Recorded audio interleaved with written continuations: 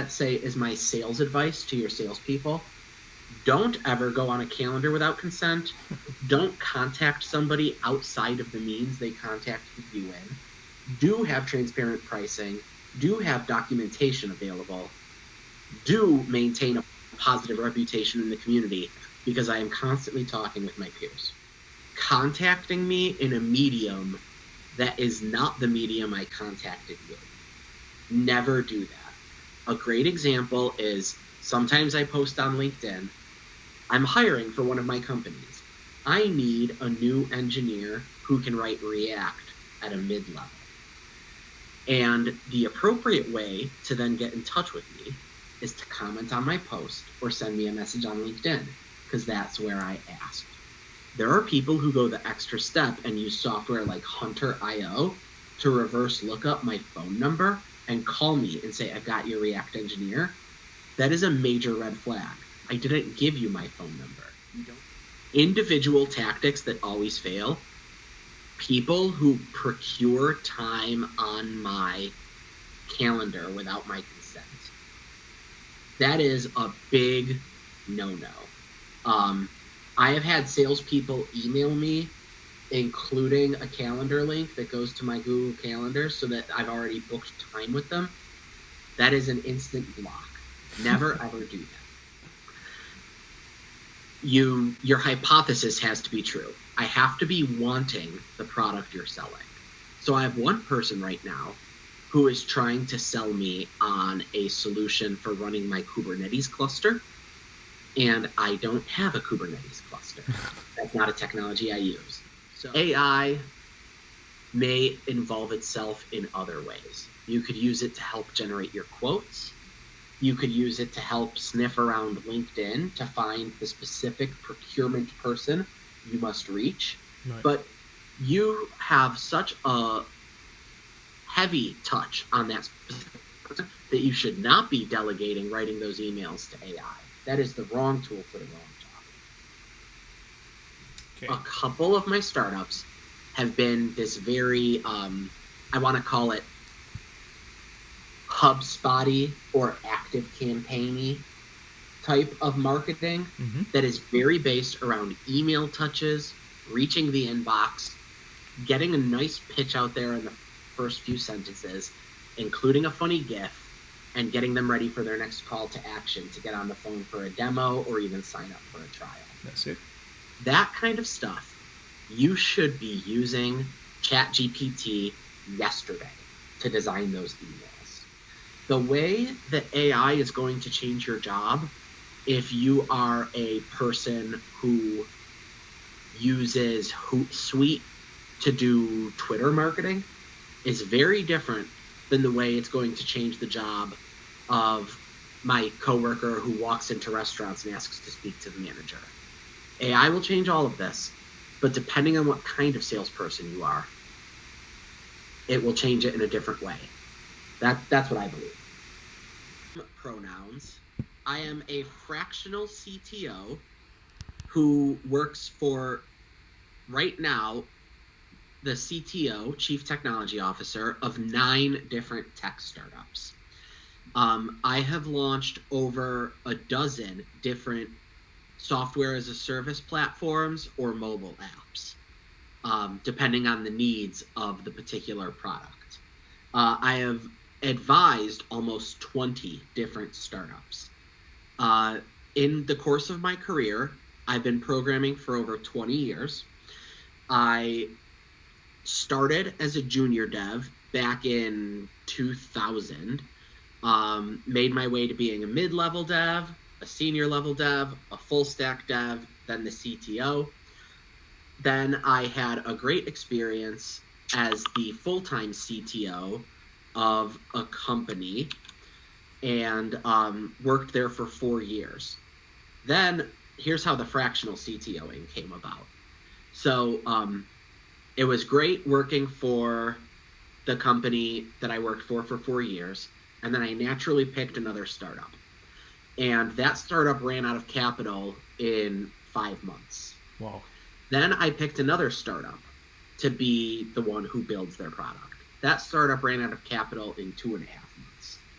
And so I had this realization that if I wanted to keep being the first hire at these startups, the guy who builds the thing, I needed to not put all my eggs in one basket, or this was going to keep happening, because I just got lucky the first time around.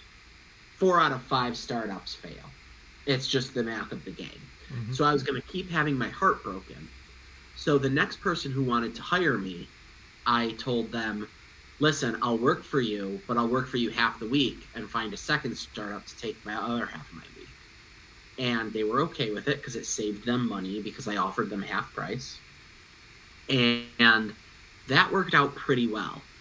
Then my reputation began to grow, and I started taking on more and more clients. Some I work for 3 months, build their product and mobile app, and then never hear from them again. I hope they're happy. Right.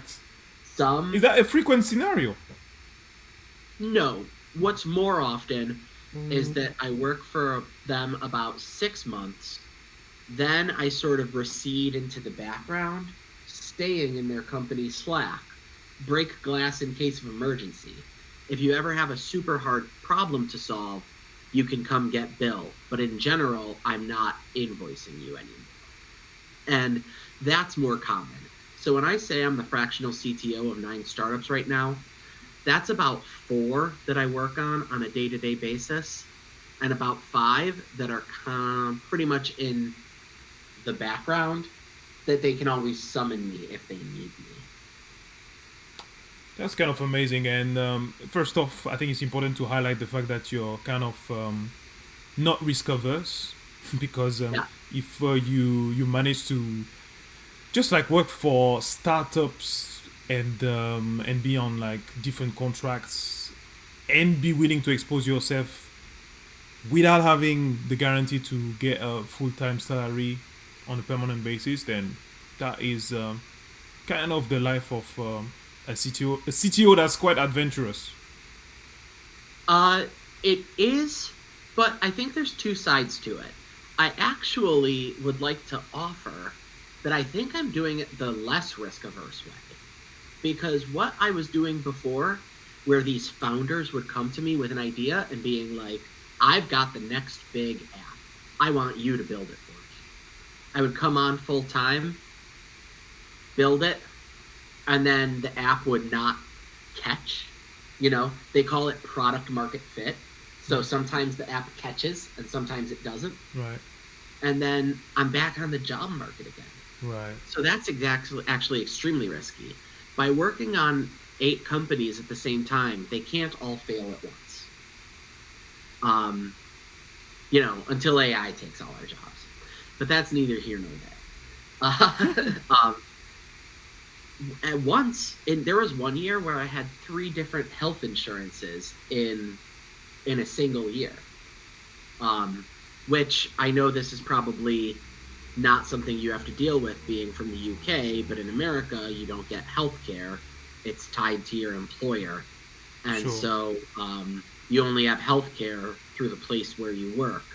And it's very taxing to change health cares. It's a big cost of changing jobs. So it was very cumbersome to go through 3 different insurers in 1 year. Right.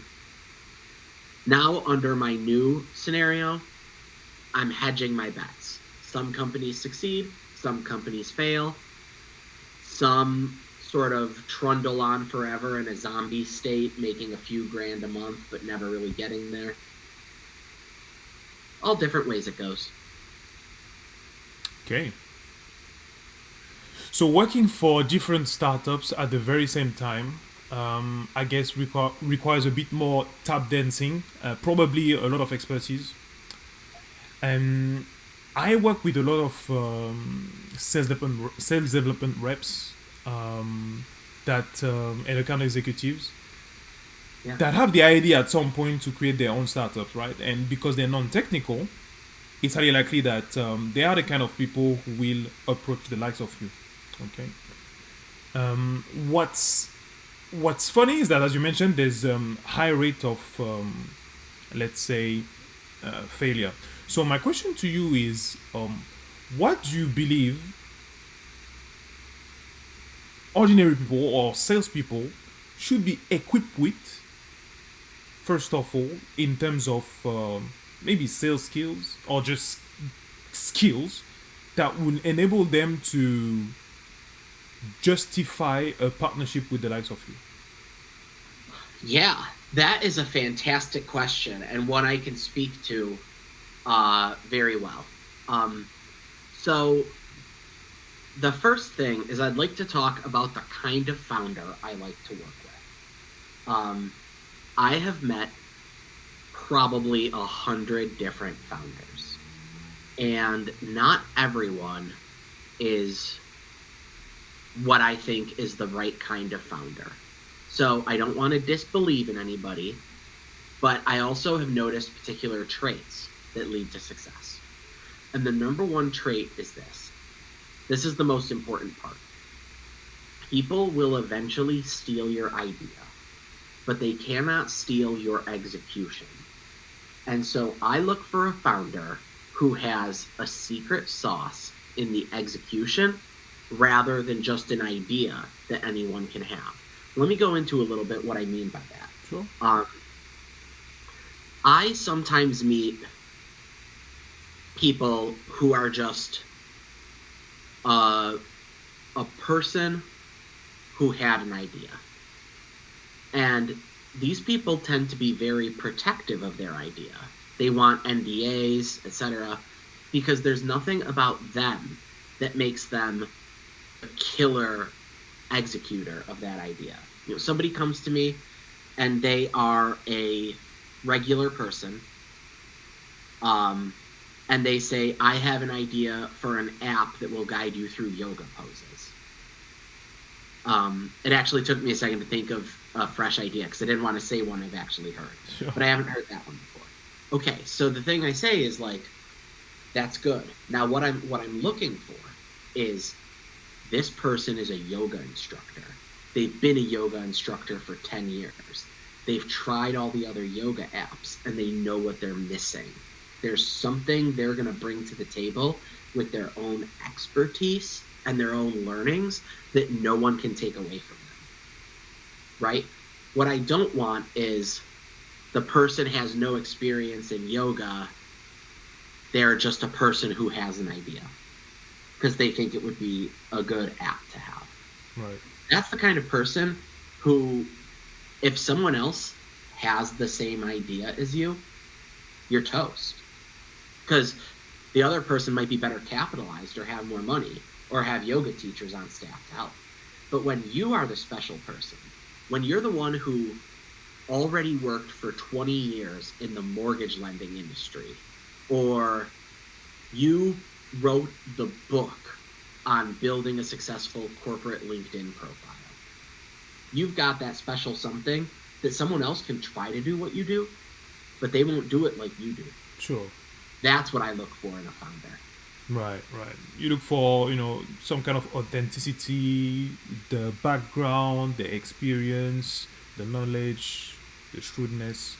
I look for an execution that no one else can steal. Right. And so the first thing I would say to a salesperson who is ready to take the plunge is make sure you've put in the reps in your industry and you already understand the pain point you're selling to, and you have a good answer to why will you be executing on this idea differently. And then when one of your competitors finally catches on and says, we're going to throw $1 million at stealing this guy's idea, how will your company still succeed even though they've been out-capitalized? It's a hard question to answer, but that's what I look for in my founders. It is. It's not necessarily easy because you can have like a lot of ideas running through your mind, and you may be also quite protective about ideas. But as you mentioned, execution is very important, and also the accuracy of the knowledge that you've got. But I guess first and foremost, are you fixing a problem? that's actually right. So that's the other big piece of advice I have. Well, I have two more. Right. The next is not to envision the product, which is people skip right to envisioning the product. They can see the beautiful mobile app in their head and all the things it will do. Your job first is not to build the product. Your company is actually a hypothesis, and you have to find a way to test that hypothesis before you sink 6 figures into someone like me and my team of developers to get it built for you. So the next thing I would say to your salesperson who's ready to take the plunge is, don't jump straight to the stage where there's a beautiful mobile app or desktop app that is doing the thing and it's wonderful. What is your hypothesis? Something like, I think that other people who sell mortgage solutions the same way I do are consistently running into the same problem of qualified buyers who don't pass the first credit check. Right. I don't know. I'm making this stuff Sure. off the top of my head. So you have a hypothesis, and before you jump to the solution, you've got to research how true your hypothesis is by talking to your peers. You've got to get your idea out there a little. You can put up a website where you take signups for people who want to learn more, ask your network, interview the people in your network, and start to figure out if this is just some idea you had or if your hypothesis is true. Then the next step is testing, is the solution I propose an effective solution to the problem I've identified? Then you've got what's called product market fit. Then it's time to start building. That's golden advice. That actually can save you time, save you money also. Yeah. Because a lot of founders are ready to just throw money at developers and try and test an idea. But if there's no real market, then that's where you may get surprised. Okay. Yes, the hardest part is if you build it, they will come itis, which is a condition that I feel some founders have, where they know the idea is so great that if only they existed, it would catch fire and everybody would use it. So like, man, I know that if I had an app where people who have pools in their backyard can collect a small fee for people who don't, to have their kids come over and play in their pool. I'm just coming up with this off the top of my head. Pool share, pool B&B.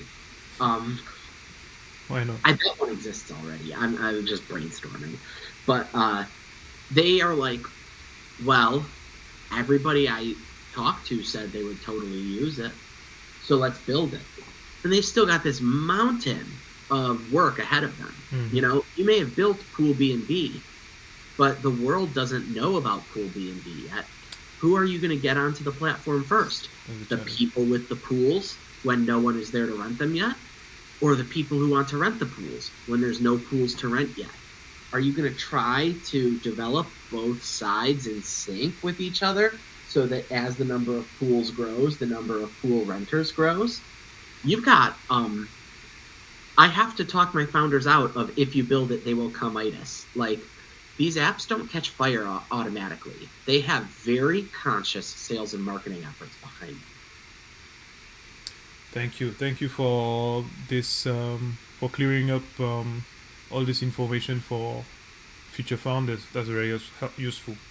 Yeah. The other question is basically for the sales guys who don't necessarily have the background, they're not willing to be founders, right? Because what you see in the market now is that AI is probably or highly impacting on job vacancies, right? A lot of jobs have been lost thanks to or because of the emergence of AI. And it's highly likely that now sales guys may need to be a bit more, let's say, technical, potentially, I don't know, or technically aware. So, I don't know, maybe from the top of your head, do you have any advice for sales guys who want to truly stay in sales but want a career that's recession proof through the possibility of gaining a bit more skills that not necessarily sales related, but that would help them being on a continuous basis very attractive to the market, right? Yeah, that is a fantastic question. I have a few answers. Okay. My first simpler answer is there's a common phrase going around. I won't take credit for it, but I also forget who said it first. So take AI credit. may not take your job yet, but someone using AI may. Right. And so, first, the technology is here, and that's not changing. You have to master the new tools. You need to familiarize yourself with, at a minimum, ChatGPT, but more if you can help it. And a bit of random technical advice: it is worth it to pay the $20 a month for ChatGPT Plus to gain access to GPT-4. ChatGPT 3.5 is a fun toy, but it gets some things wrong. ChatGPT 4 is amazing. You need to hone the skill of learning how to ask it in great detail what you want it to do. The more explicit you are, the better an answer you will get. And so I have successfully given it a prompt like, write me a sales pitch for my software. And you get a pretty bland response. And you're like, oh, looks good, but that's not great. But if you were to say, give me a sales pitch for my software, its features include bulleted list. The mood I'm looking for is bulleted list. Fun, casual, professional, enterprise, experience, easy, etc. Avoid the following moods. Don't be silly, overstuffed, etc., etc. Some of my prompts are a page long. You can get fantastic answers. Just mind-blowing answers. So that's my first piece of advice, is start learning the tools, at a minimum, ChatGPT with the paid plan, and learn how to get the good responses out of them. Okay. The other piece of advice I have is something that you should be very familiar with. Sales jobs can look a lot of different ways. Across my industry, because due to conflicts of interest, I won't work in the same industry twice. Right. So my 20 startups have been across 20 different industries. One is... Sorry about the dog. No worries. One is a fashion startup. One is a car dealership startup. One is a podcast host. One is a commercial kitchen leasing startup. One is a restaurant gift card startup, etc. So I have seen a lot of different sales models. At the one company, it's a SaaS platform that you sign up for and pay a monthly fee to host your podcasts there. So what sales looks like is a lot of cold outreach, a little bit of advertising, a lot of mailing people and saying, are you looking for a new place to host your podcast, etc. That's very different than the restaurant gift card startup, where the sales process looks like, I literally drive to the restaurant, ask how I can speak to the manager, and then have a meal with them where I talk to them about the benefits of our platform. And that's very different than an industrial tools startup that I'm advising. Okay? Where these are big purchases for $2 million. And the sales cycle is like, you intimately get to know the procurement lady at the industrial plant over a course of 6 months and land one massive sale that pays your salary for multiple years.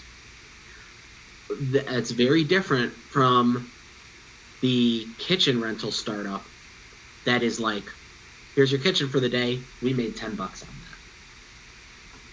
So all these kinds of sales jobs look very different, and AI is coming for all of them in their own way.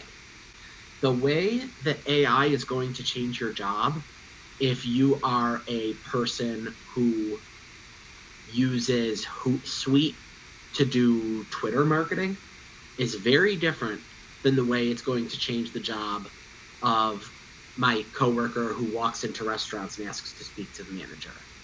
AI will change all of this, but depending on what kind of salesperson you are, it will change it in a different way.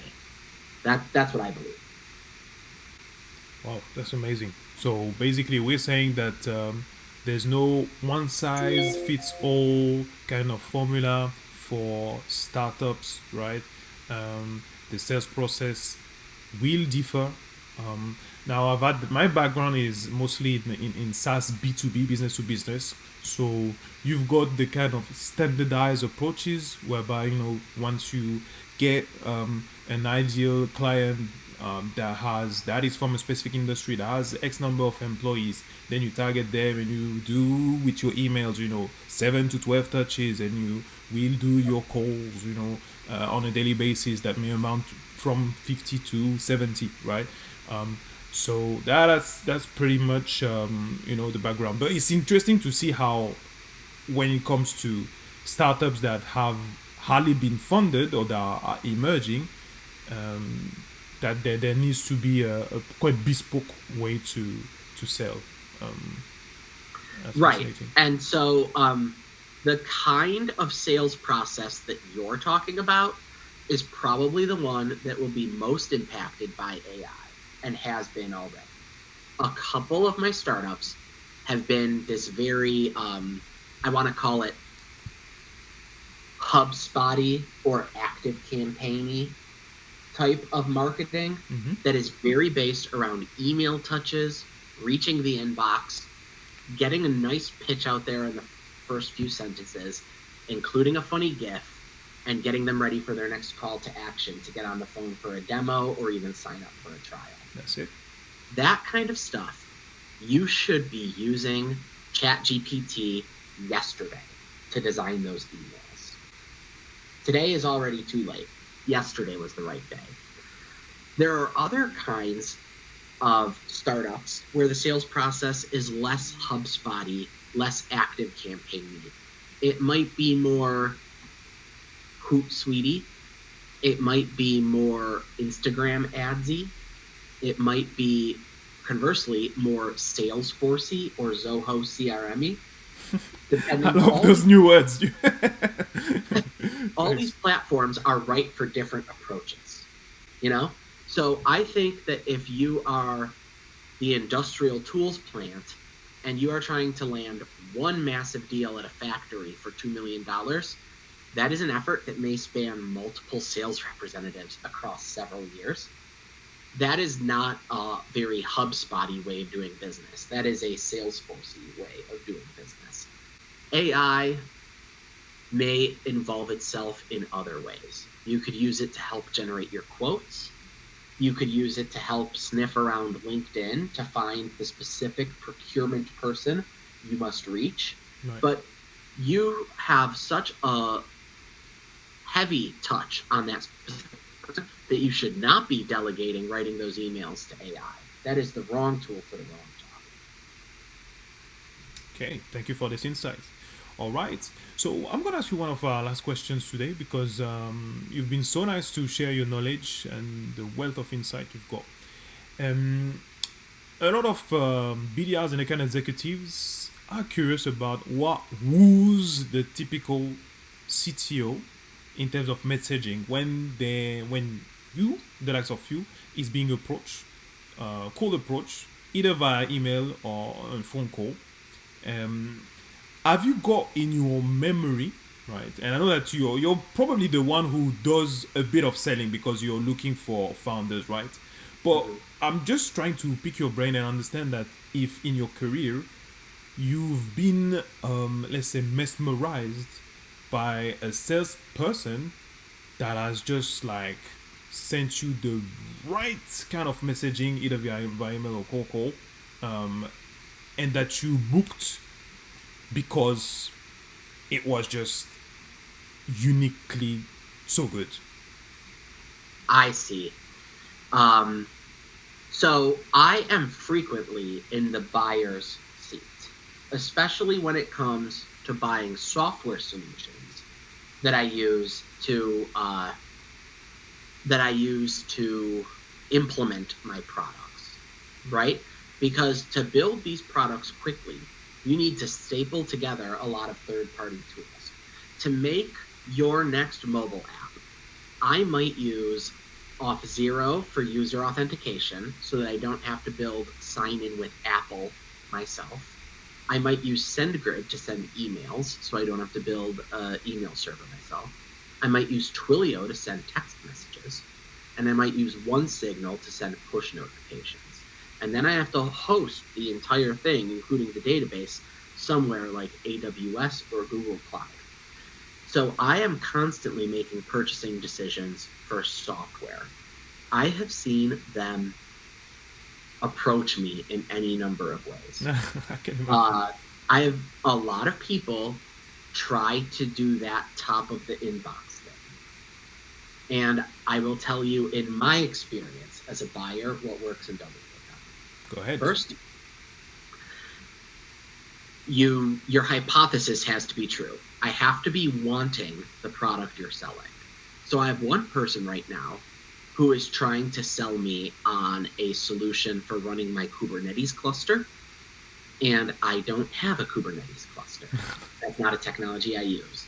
So problem number one, I shouldn't be on this person's list. Problem two,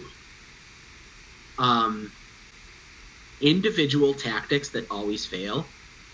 People who procure time on my calendar without my consent. That is a big no-no. I have had salespeople email me, including a calendar link that goes to my Google Calendar so that I've already booked time with them. That is an instant block. Never ever do that. Second, contacting me in a medium that is not the medium I contacted you. Never do that. A great example is sometimes I post on LinkedIn, I'm hiring for one of my companies. I need a new engineer who can write React at a mid-level. And the appropriate way to then get in touch with me is to comment on my post or send me a message on LinkedIn, because that's where I asked. There are people who go the extra step and use software like Hunter.io to reverse look up my phone number and call me and say, I've got your React engineer. That is a major red flag. I didn't give you my phone number. You don't have permission to call me. So, salespeople listening to this podcast, never do that. Here's what does work. Transparent pricing on your webpage. None of this contact us for pricing stuff. Tell me how much it costs. Documentation, so that I can look into the docs to see how I will implement your software without having to have bought it first. No unpleasant surprises. 3, I am in 4 different communities for CTOs. Some of them have 5,000 people. I get a very strong sense from word of mouth how you treat your customers. And there are softwares I know not to use, and softwares that I'm actually very excited to use the next time I have a chance, because I see how people talk about them. So manage your reputation in the community, because people talk and it means everything. So that, I would say, is my sales advice to your salespeople. Don't ever go on a calendar without consent. Don't contact somebody outside of the means they contacted you in. Do have transparent pricing. Do have documentation available. Do maintain a positive reputation in the community, because I am constantly talking with my peers. That is a very, very good testimonial, if I could call it like that, just because you've been very specific about your asks, and that is quite useful, and I hope that because of us you've not gone through a breakdown of some sort. um, but it's funny how a lot of companies basically are for profit, so they will impose targets on those sales reps, and those sales reps basically have got the magic wand and they ask to bring in revenue because that's why they're employed for, right? So the basic salary is something that they could maybe see as anecdotal. It's the most important thing is for them to bring in deals, and that's why they, um, I know because I've been in that position. That's why we use like any means, literally, until we get lucky. So, but it's interesting to see how the repercussions of what we do have an impact, not only on you as a person but also on the wider community of CTOs because you guys talk to each other, right? Mm-hmm. And that is something to be aware about. Okay, super. Yeah, and I would say that having here's another thing about me, because I've worked at over a dozen startups and advised almost 20. I have seen a lot of different corporate cultures. I have seen loose, let's play StarCraft and Overwatch while we're on duty cultures. I've seen loving, wholesome, we're a family cultures. I've seen brutal, corporate, masculine cultures. I tend not to remain at those ones too long. There is a specific type of harmful sales culture which is numbers driven and all about getting results. Don't ask questions, make the sale.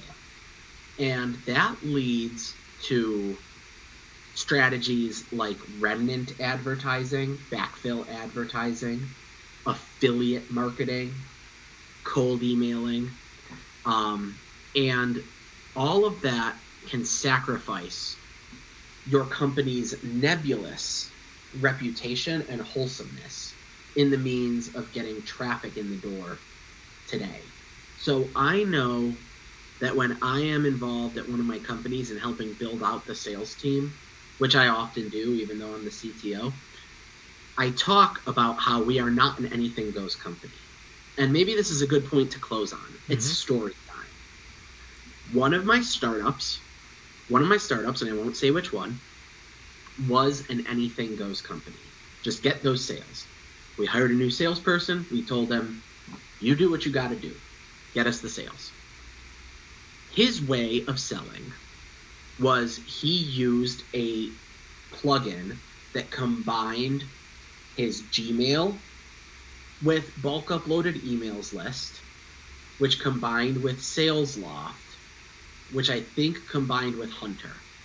And he blasted out 40K cold emails to an industry-wide emailing list of every company he could get the contact info of, and sent them all a like, hey, you might not have heard of me, but I'm so-and-so from so-and-so. You should buy our software. People, that is spam. And so people took it upon themselves to mark those as spam because he was behaving in a spammy manner. It put our company's domain name in the toilet in terms of reputation. So now the rest of us, like the founder and the customer success person, could no longer send an email to the bank anymore because our domain was so heavily associated with spam.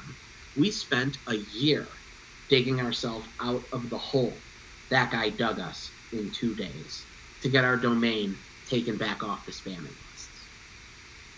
So I would keep that story in mind when you have a get those numbers up by any cost culture. That is very useful. That's a powerful story to end our chat. It's true because what I noticed is that, hey, a lot of investors look at the numbers, but they're more and more conscious, increasingly conscious about, I don't know if it's called social capital, but basically what is out there on the internet that praises you, aside from having like a number of users and all that, right? So it's something that's more qualitative as opposed to quantitative, but very important, very very important. I think it's something that you can confirm, right? That is something I do confirm. Right. I agree with you. Okay, superb. Well, Bill, it's been, I know we've been going a bit over time, but it's been great to get our two continents close to each other during that virtual meeting. And I don't know if you've got any other words to say, but for me, it's been truly a very good chat. And what I'll do is that obviously in the comment section, I will put all your details for the people who aspire to work with the likes of you, or for people who just want to have like questions. And I'm sure that you can be found on LinkedIn and also on other platforms. What other platforms are you on? Uh, LinkedIn is where I do most of my business. Right. I'm on Twitter, but that's mostly for my EDM DJing and sometimes shit posting. See, you see. So, guys, again, hidden talent, right? If you want to get to know more about him, do get in touch with him. I don't think we have time on this basically meeting to discover, who Bill is. Truly superb. Well, it's been fantastic. Let's keep in touch, mate, and I wish you all the best with the rest. Thank you. I have had a great time being here today. That was a Of course. huge conversation. Uh, I loved my experience. If anyone wants to find me, I'm Bill Boulden, Boulden, on LinkedIn, and you can read about my business or hire me at billbolden.com. Thank you for Awesome, your Bill. time, Felix. Excellent. All right. Well, have a fantastic day. Chat soon. Yep. See ya. Bye. Bye.